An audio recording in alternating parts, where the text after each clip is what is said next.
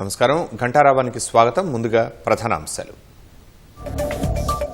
హైదరాబాద్ మేడిపల్లిలో గర్భవతి అయిన భార్యను చంపిన భర్త తలా కాళ్లు ముక్కలుగా చేసి మూసీలో పడేశాడన్న పోలీసులు. విప్లవ జోహార్ల మధ్య ముగిసిన సురవరం అంతిమయాత్ర. పార్థివ దేహాన్ని గాంధీ ఆసుపత్రికి అప్పగించిన కుటుంబ సభ్యులు.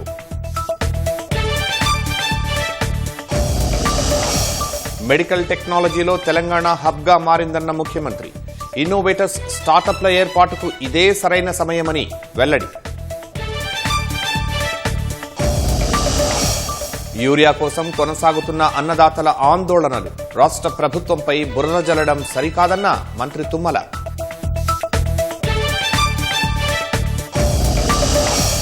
బీహార్లో ఓట్ల చోరీని అడ్డుకుని తీరతామన్న రాహుల్ గాంధీ. ఎన్నికల్లో ఎన్డీఏ కూటమికి బుద్ధి చెప్పాలని ఓటర్లకు పిలుపు. అత్యాధునిక ఎయిర్ డిఫెన్స్ వ్యవస్థను పరీక్షించిన డీఆర్డీఓ. గగనతల రక్షణ వ్యవస్థ బలోపేతం అవుతుందన్న Rajnath Singh.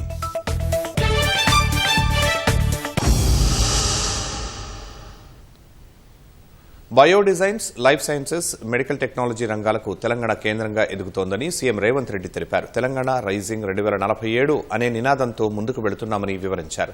Life sciences, medical technology హబ్గా మారేందుకు సుల్తాన్పూర్లోని అతిపెద్ద మెడికల్ డివైస్ పార్క్ చోదకంగా మారిందని రేవంత్ రెడ్డి వెల్లడించారు. హైదరాబాద్ గచ్చిబౌలి ఏఐజీ ఆసుపత్రిలో Asia Pacific bio design innovation summit 2025 కార్యక్రమానికి ముఖ్యమంత్రి ముఖ్య అతిథిగా హాజరయ్యారు. టారిఫ్లు, వ్యాపార సమస్యలు, యుద్ధాలతో ప్రపంచం సతమతం అవుతున్నప్పటికీ ఇన్నోవేటర్స్, స్టార్టప్లు ఏర్పాటు చేసుకోవడానికి సరైన సమయమని రేవంత్ రెడ్డి అభిప్రాయపడ్డారు. Nature is the best teacher. In life sciences, nature is the best teacher. If we observe and learn from nature, we cannot go wrong. We, Telangana state, started a journey that is Telangana Rising 2047. By 2034, we will become a $1 trillion economy. Now a hub for India's life sciences, medical devices and technology. Technology are crucial for us. Hyderabad is a vibrant ecosystem for pharma, biotech, life sciences and medical technology. We established India's largest dedicated medical devices park at Sultanpur.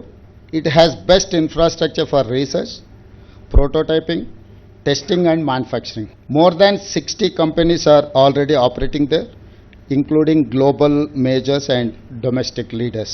This sector has seen investments in diagnostic devices, imaging technologies, implants, surgical equipment and digital health solutions.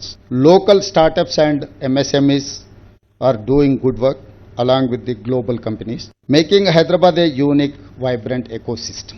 Hyderabad has a great workforce because of our initiatives to build excellent academic institutions, skills development and industry partnerships. My government will give you total support as a proactive partner. We will share historic medical data for research but with strict data privacy act. We will connect you to academic institutions, research, innovation bodies, skill university and corporations. స్థానిక సంస్థల ఎన్నికల్లో బీసీలకు 42% reservation కల్పించడంపై మంత్రుల committee కసరత్తు దృష్టి సారించింది. పీఏసీలో తీసుకున్న నిర్ణయానికి అనుగుణంగా ఉప ముఖ్యమంత్రి భట్టి విక్రమార్క నేతృత్వంలో ఏర్పాటు చేసిన ప్రత్యేక కమిటీ ప్రజాభవన్లో సమావేశమైంది. ఆ సమావేశానికి కమిటీ చైర్మన్ ఉప ముఖ్యమంత్రి భట్టి విక్రమార్కతో పాటు సబ్ కమిటీ సభ్యులు మంత్రులు ఉత్తమ్ కుమార్ రెడ్డి, శ్రీధర్ బాబు, అడ్వకేట్ జనరల్ సుదర్శన్ రెడ్డి హాజరయ్యారు. బీసీలకు రిజర్వేషన్ కల్పించేందుకు ఎలాంటి న్యాయపరమైన వివాదాలు ఏర్పడకుండా సలహా ఇవ్వాల్సిందిగా అడ్వకేట్ జనరల్ సుదర్శన్ రెడ్డి అభిప్రాయం కోరారు. ఇదే అంశంపై రేపు జస్టిస్ సుదర్శన్ రెడ్డి సహా ఢిల్లీలో ప్రముఖ న్యాయ కోవిదుల అభిప్రాయాన్ని తీసుకోవాలని మంత్రుల కమిటీ నిర్ణయించింది.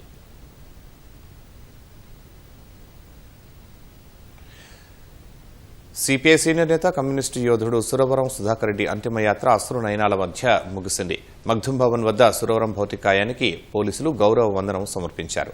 ఆ తర్వాత పార్థివ దేహాన్ని కుటుంబ సభ్యులు గాంధీ వైద్య కళాశాలకు అప్పగించారు. అంతకుముందు పలువురు ప్రముఖులు సురవరం భౌతికాయానికి నివాళులర్పించారు. కమ్యూనిస్టు శిఖరం సురవరం సుధాకర్ రెడ్డి అంతిమయాత్ర తెలంగాణ ప్రభుత్వ అధికారిక లాంఛనాల మధ్య ముగిసింది. మగ్దుం భవన్ వద్ద సురవరం భౌతిక కాయానికి పోలీసులు గౌరవ వందనం సమర్పించారు.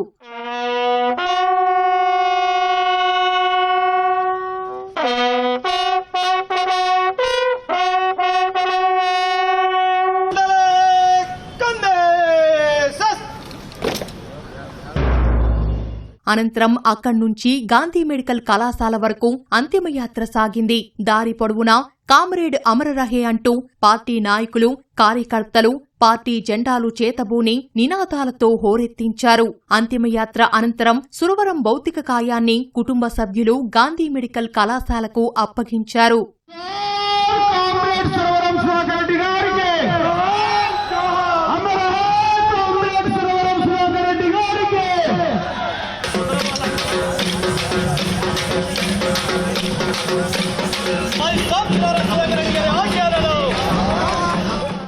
నిజాం నిరంకుశ రాజ్యాన్ని నుంచి పేదలకు విముక్తి కలిగించిన సురవరం ప్రతాప్ రెడ్డి గారి పేరు పెట్టాలి అని వారు నాకు లేఖ రాయడం జరిగింది. సుధాకర్ రెడ్డి గారు చేసిన సూచన ప్రకారం తెలుగు విశ్వవిద్యాలయానికి సురవరం ప్రతాప్ రెడ్డి గారి పేరును పెట్టడం జరిగింది. తర్వాత వారితో వ్యక్తిగతంగా మాట్లాడి మిమ్మల్ని వచ్చి కలుస్తాను అని వారికి చెప్పాను. ఈ రకంగా కలుస్తానని నేను ఊహించలేదు. సురవరం సుధాకర్ రెడ్డి గారిని కూడా తప్పకుండా రాష్ట్ర ప్రభుత్వం గుర్తిస్తుంది. వారిని శాశ్వతంగా ఈ ప్రాంత ప్రజలు గుర్తుపెట్టుకునే విధంగా అభివృద్ధి కార్యక్రమంలో ఎక్కడైనా వారి యొక్క పాత్రను ఉండే విధంగా మంత్రివర్గంలో చర్చించి నిర్ణయం తీసుకోవడం జరుగుతుంది. సురవరం సుధాకర్ రెడ్డి గారు చిన్ననాటి నుంచే ప్రజల పక్షాన నిలబడి ప్రజల పౌర హక్కుల గురించి, వారి జీవితాల్లో మార్పు రావాలని, జీవన స్థితిగతులు మెరుగుపడాలని వారి చివరి వరకు పోరాటం చేసినటువంటి విషయం మనందరికీ స్ఫూర్తిదాయకం. వారి సుదీర్ఘ రాజకీయ జీవితం ఈనాటి సమకాలీన రాజకీయ నాయకులకి, రాజకీయ పార్టీలకి అందరికీ ఆదర్శమని, వారి భాష కానీ లేకపోతే వారు మాట్లాడినటువంటి విమర్శలు కానీ అన్నీ కూడా ఒక సహేతుకంగా ఆలోచన చేసేటట్టుగా ఉండేవి తప్ప ఒక శత్రుభావంతో కానీ ఎప్పుడు వారు మాట్లాడినటువంటి పదాలు నేను ఇంతవరకు గమనించలేదు.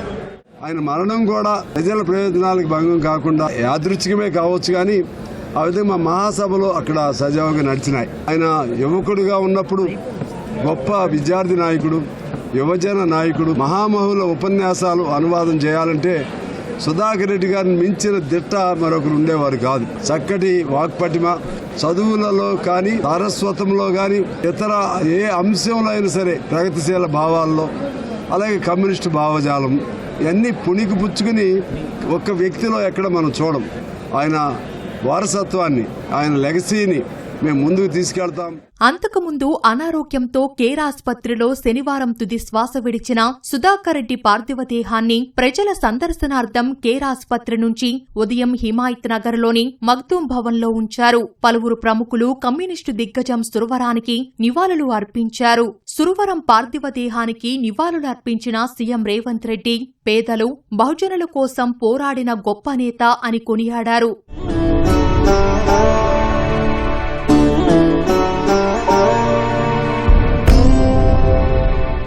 ఆంధ్రప్రదేశ్ ముఖ్యమంత్రి చంద్రబాబు నాయుడు సురవరం పార్థివ దేహానికి పుష్పాంజలి ఘటించారు. ప్రజాస్వామ్య పరిరక్షణ ఉద్యమాల్లో కలిసి పోరాటాలు చేశామని ఆయన గుర్తు చేశారు.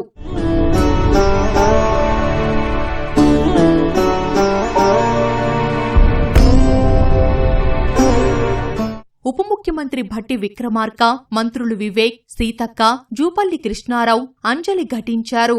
శాసన మండలి చైర్మన్ గుత్తా సుఖేందర్ రెడ్డి, బీఆర్ఎస్ కార్యనిర్వాహక అధ్యక్షుడు కేటీఆర్, ఇతర నేతలు సురవరం భౌతిక కాయానికి నివాళులు అర్పించారు.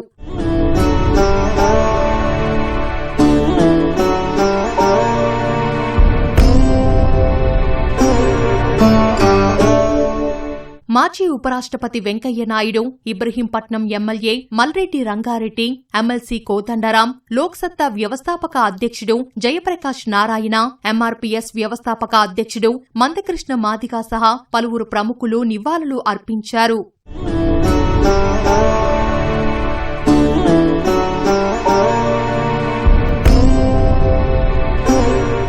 ఆయన ఈరోజు చనిపోవడం సిపిఐకి ఎంతైతే నష్టమో సమాజానికి కూడా అంతే నష్టం. ప్రత్యేకంగా దేశానికి, మన రాష్ట్రానికి కూడా తీవ్ర నష్టం. ఈ రోజు సుధాకర్ రెడ్డి గారు మన దగ్గర లేకపోయినా ఆయన వదిలిపెట్టిన లెగసీ అనేది శాశ్వతంగా ఉంటుంది. ఆయన ఆలోచన విధానం, ఆయన చేసిన సేవాభావం ఎప్పటికీ గుర్తుంటుంది. అలాంటి వ్యక్తి పట్ల మరణం పట్ల నా ప్రగాఢ సానుభూతి తెలియజేసుకుంటూ ఆయన ఆత్మకు శాంతి కలగాలని భగవంతుని మనస్ఫూర్తిగా ప్రార్థిస్తున్నాను. వారి కుటుంబ సభ్యులకు హృదయపూర్వక సానుభూతిని తెలియజేస్తున్నాను. దాంతోపాటు వారి సహచరులు, పార్టీలో పనిచేస్తున్న మిత్రులందరికీ కూడా సంతాపాన్ని తెలియజేస్తూ వారికి నమ్మకం ఉన్నా లేకపోయినా నాకు నమ్మకం ఉంది కాబట్టి వారి ఆత్మకు శాంతి కలగాలని, సుఖశాంతులు, సద్గతులు ప్రార్థించాలని కోరుకుంటూ సెలవు.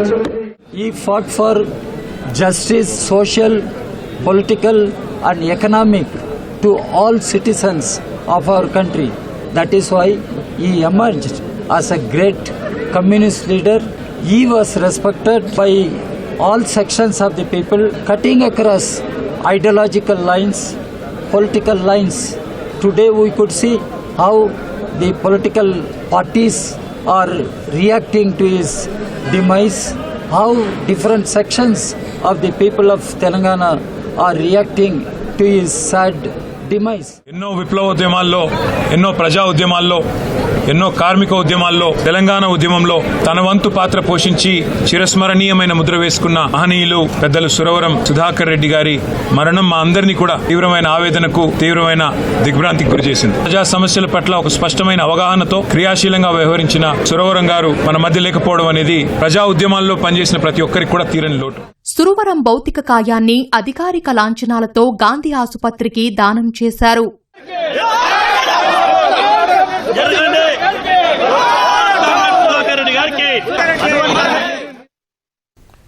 సమాజంలో మానవత్వం రోజురోజుకి మంటగలిసిపోతోంది.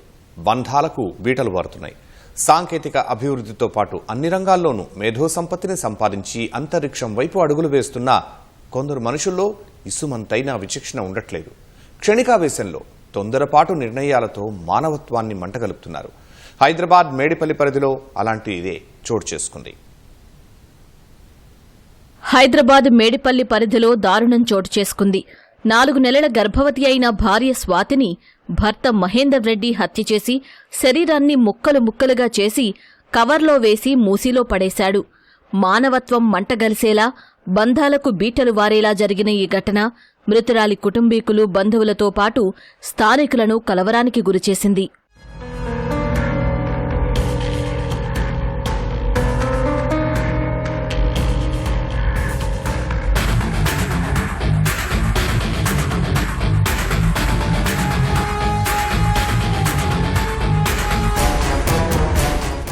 వికారాబాద్ జిల్లా కామారెడ్డిగూడకు చెందిన స్వాతి అలియాస్ జ్యోతి అదే గ్రామానికి చెందిన సామల మహేందర్ రెడ్డి ప్రేమించుకున్నారు. వారిరువురి ప్రేమ వ్యవహారం తెలియడంతో మహేందర్ రెడ్డిని ఒప్పించి స్వాతి కుటుంబ సభ్యులు పెళ్లి చేశారు. స్వాతితో కొన్ని రోజులుగా అయిష్టంగానే మహేందర్ జీవనం కొనసాగించినట్టు తెలుస్తోంది. పెళ్లైన తర్వాత తొలిసారి స్వాతి గర్భం దాల్చడంతో అబార్షన్ చేయించాడు.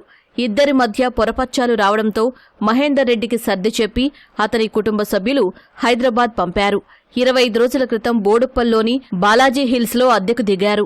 మహేందర్ రెడ్డి ఓ ప్రైవేట్ ట్రావెల్స్లో బైక్ నడుపుతూ ఉండగా స్వాతి కాల్ సెంటర్లో పనిచేసినట్లు మల్కజ్గిరి డీసీపీ పద్మజ వెల్లడించారు.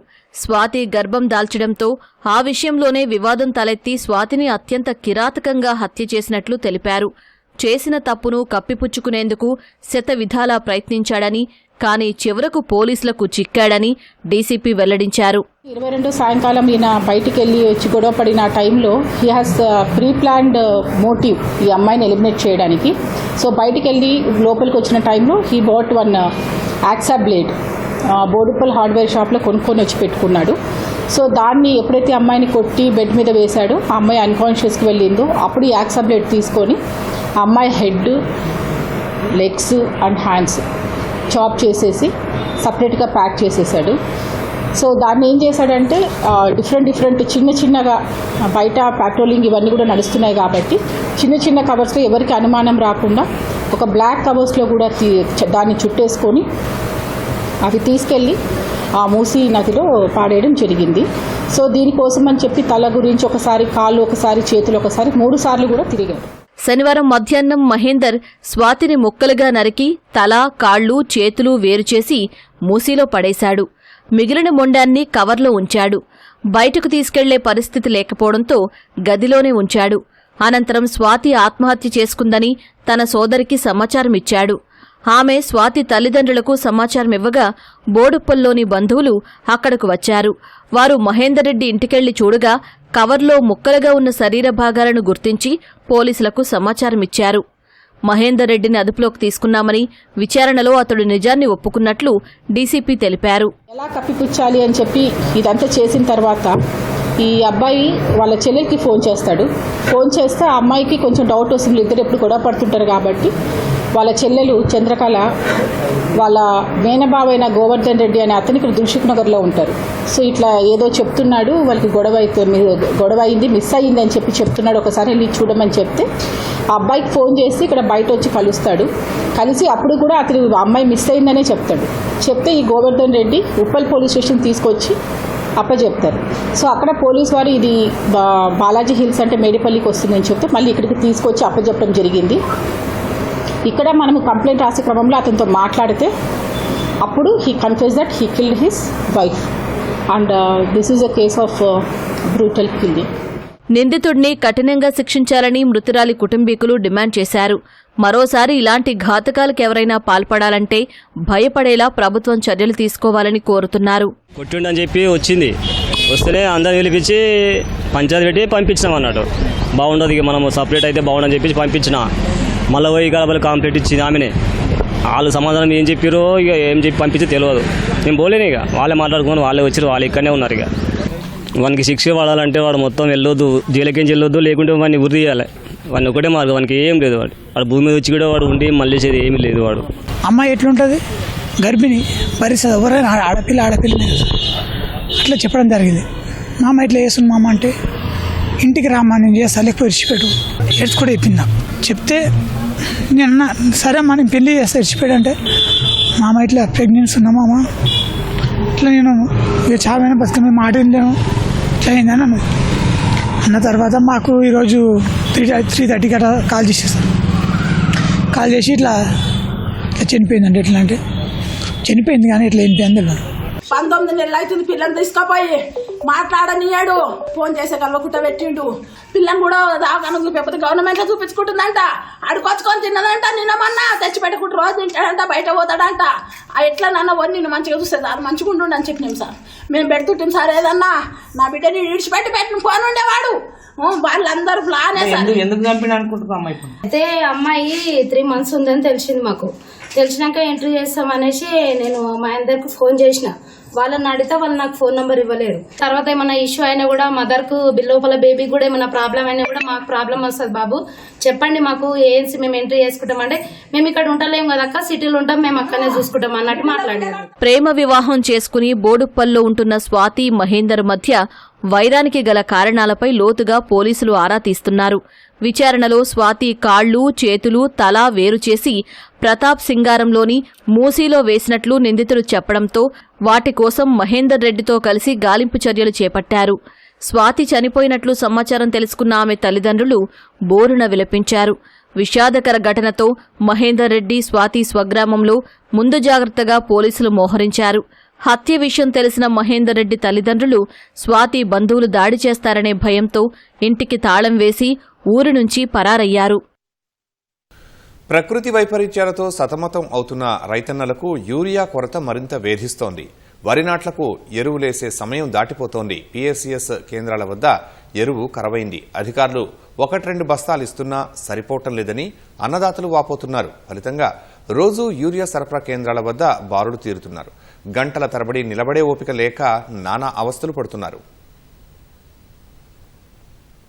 కేంద్ర ప్రభుత్వ అలసత్వం వల్లే యూరియా కొరత తలెత్తినా రాష్ట్ర సర్కార్పై బురద చల్లుతున్నారని మంత్రి తుమ్మల నాగేశ్వరరావు ధ్వజమెత్తారు. రష్యా ఉక్రెయిన్ యుద్ధంతో యూరియా దిగుమతి జరగట్లేదని చెబుతూనే రాష్ట్ర ప్రభుత్వంపై విమర్శలు చేయటం బీజేపీ ద్వంద్వ వైఖరికి నిదర్శనమన్నారు. కాంగ్రెస్ అధికారంలోకి వచ్చాక ఇది 3వ పంటకాలమన్న మంత్రి ఏడాదిన్నర కాలంలో యూరియా కోసం రైతులు ఎప్పుడూ ఆందోళన చెందలేదన్నారు. కేంద్రం కేటాయించిన యూరియా సకాలంలో సరఫరా చేయనందువల్లే ఈసారి రైతులు రోడ్డెక్కుతున్నారని తెలిపారు. వాస్తవాలు దాచి రాజకీయ ఆరోపణలు చేయటం తగదని కిషన్ రెడ్డికి తుమ్మల సూచించారు. ఓటరు జాబితా ప్రత్యేక సవరణ పేరిట బీహార్లో ఎన్డీఏ ప్రభుత్వం పేదల ఓట్ల చోరీకి పాల్పడుతోందని కాంగ్రెస్ అగ్రనేత రాహుల్ గాంధీ విమర్శించారు. ఓటర్ అధికార్ యాత్రలో భాగంగా పూర్ణియా జిల్లా ఆరాలో ఆర్జేడీ ముఖ్యనేత తేజస్వీ యాదవ్తో కలిసి రాహుల్ గాంధీ బైక్ ర్యాలీ నిర్వహించారు. ఎన్నికల సంఘం సహకారంతో మోదీ ప్రభుత్వం ఓట్ల అక్రమాలకు పాల్పడుతోందని రాహుల్ గాంధీ ఆరోపించారు. దేశంలో ప్రభుత్వ రంగ సంస్థలను ప్రైవేటీకరించడం ద్వారా పేదలు యువతకు ఉద్యోగ ఉపాధి అవకాశాలు లేకుండా చేస్తోందని విమర్శించారు. బీహార్లో ఓట్ల చోరీని ప్రతిపక్ష ఎన్డీ కూటమి అడ్డుకుని తీరుతుందని రాహుల్ గాంధీ వ్యాఖ్యానించారు. ఓటరు జాబితా ప్రత్యేక సవరణ రాజ్యాంగ విరుద్దమన్న రాహుల్ వచ్చే అసెంబ్లీ ఎన్నికల్లో ఎన్డీఏ కూటమికి ప్రజలు బుద్ధి చెప్పాలని కోరారు. मैंने कहा कि देखिए ये फर्जी वोटर है, अनुराग ठाकुर ने कहा ये फर्जी वोटर है. 5 मिनट के अंदर मुझसे एफिडेविट मांगा जाता है और आज तक अनुराग ठाकुर से कोई एफिडेविट नहीं मांगा गया. तो आपको क्लियरली पता है ये इलेक्शन कमीशन किसके साथ खड़ा है. अगर ये न्यूट्रल होते तो एकदम अनुराग ठाकुर को एफिडेविट जाता, कहते कि एफिडेविट दो. तो ये न्यूट्रल नहीं है. और जो हम कह रहे हैं बिहार में एसआईआर इंस्टीट्यूशनलाइज चोरी करने का तरीका है. लाखों वोटर के नाम कट गए, ऑपोजिशन शिकायत कर रही है मगर बीजेपी एक शिकायत नहीं कर रही क्योंकि पार्टनरशिप है. इलेक्शन कमीशन, इलेक्शन कमिश्नर और बीजेपी के बीच में पार्टनरशिप है. అత్యాధునిక ఎయిర్ డిఫెన్స్ వ్యవస్థను భారత్ విజయవంతంగా పరీక్షించింది. డీఆర్డీఓ అభివృద్ది చేసిన సమీకృత గగనతల రక్షణ వ్యవస్థ ఐఏడీడబ్ల్యూఎస్ పరీక్ష విజయవంతం అయినట్లు రక్షణ మంత్రి రాజ్నాథ్ సింగ్ ఎక్స్ వేదికగా ప్రకటించారు. శనివారం అర్ధరాత్రి ఒడిశా తీరంలో డీఆర్డీఓ ఈ పరీక్ష జరిపినట్లు వెల్లడించారు. పరీక్షను విజయవంతం చేసిన డీఆర్డీఓ సాయుధ దళాలను రక్షణ మంత్రి అభినందించారు. బహుళ అంచెల ఎయిర్ డిఫెన్స్ వ్యవస్థ ఐఏడీడబ్ల్యూఎస్ భారత గగనతల రక్షణ వ్యవస్థను మరింత బలోపేతం చేస్తుందని పేర్కొన్నారు. స్వదేశీ పరిజ్ఞానంతో అభివృద్ది చేసిన ఐఏడీడబ్ల్యూఎస్లో quick reaction surface to air missile, advanced very short range air defence system missiles, high power laser ఆధారిత డైరెక్ట్ ఎనర్జీ వెపన్స్ ఉన్నాయి.